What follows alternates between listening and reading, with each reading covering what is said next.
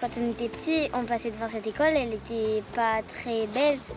Après, quand on est rentré en CM1, elle était bien belle.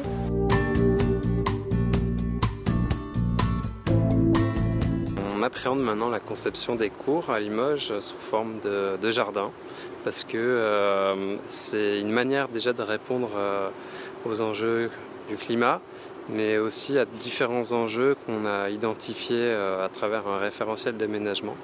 Par exemple, ça va être l'infiltration de l'eau dans les sols, la présence de la vie et du vivant dans les cours d'école, le fait de repenser aussi la manière de jouer, de se défouler dans les cours d'école, et ça c'est ces enjeux auxquels on essaye de répondre à travers des projets d'aménagement dans les différents projets qu'on mène. On se rapproche beaucoup de ce qui est proposé sur les cours Oasis, notamment en région parisienne.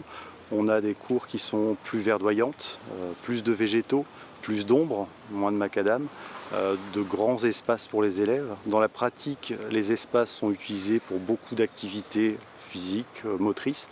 On avait choisi l'an dernier de mettre en place des caisses avec du matériel pour organiser des jeux, pour qu'ils aient des activités sportives. Et puis on se rend compte qu'avec l'espace, qui est très grand, il joue, il se déplace, il court sans avoir besoin de plots, de cordes et de jeux pour organiser les activités.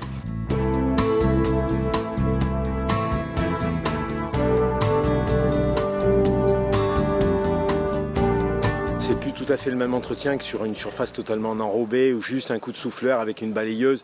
Le nettoyage était facile, mais là, il n'y avait absolument rien de naturel au niveau des arbres. Donc nous, ça fait de longues années qu'on plaidait pour désimperméabiliser les cours, favoriser le développement des arbres qu'on avait présents dans les écoles qui étaient très dépérissants. Donc effectivement, créer ces espaces perméables, plus naturels, déjà c'est une bonne chose. Après, évidemment, ça va nous demander un entretien différent, mais qui n'est pas non plus démentiel. C'est-à-dire, on va laisser faire aussi la nature. Les copeaux, c'est du bois, ça va vivre. Les feuilles d'arbres qui vont tomber dans les copeaux, c'est pas comme sur une surface en enrobé. Ce n'est pas un problème. Donc, du coup, c'est pas beaucoup plus compliqué que ça. Pour l'instant, c'est récent, parce que c'est quelque chose qui est tout neuf, qui a que quelques mois de vie. Après, on verra bien. Après, l'objectif de ces cours désimperméabilisés, c'est que les écoles participent à la vie de ces nouvelles cours, qui soient acteurs avec nous, qui partagent effectivement la vie de ces espaces et participer à des petites opérations d'entretien, de sensibilisation au respect de la nature. Quand on va dans les copeaux, on se sent mieux parce qu'on a l'impression de s'enfoncer, alors que quand on est sur le béton, ça fait comme si c'était tout plat et ça fait pas une belle sensation.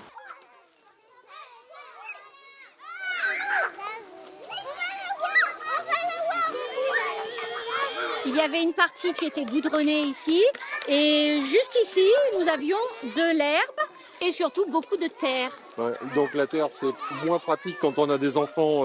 Quand on a des enfants à gérer, c'est pas pratique du tout.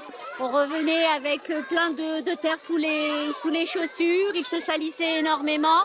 Du coup, on était obligé de condamner pendant un certain temps cet espace-là. Donc du coup, la cour était très réduite. Ils jouent différemment. Là, avant, nous avions des structures de jeu classiques.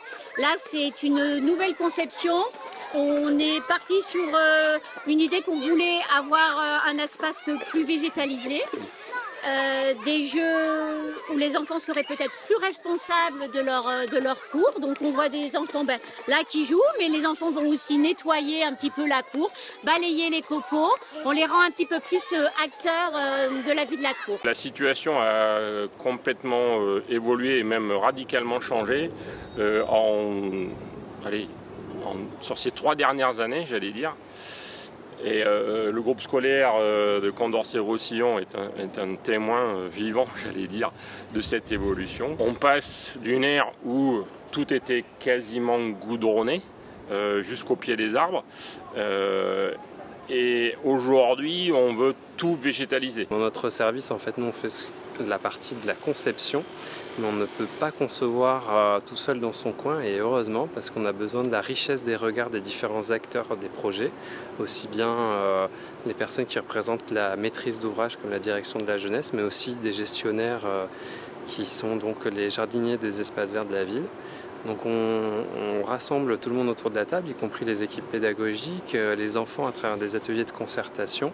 Et c'est comme ça qu'on arrive à dessiner des projets de demain qui sont assez modernes et où on expérimente sur de la végétalisation dans les cours d'école. Cette école, il faut l'imaginer avec du goudron partout, de l'enrobé.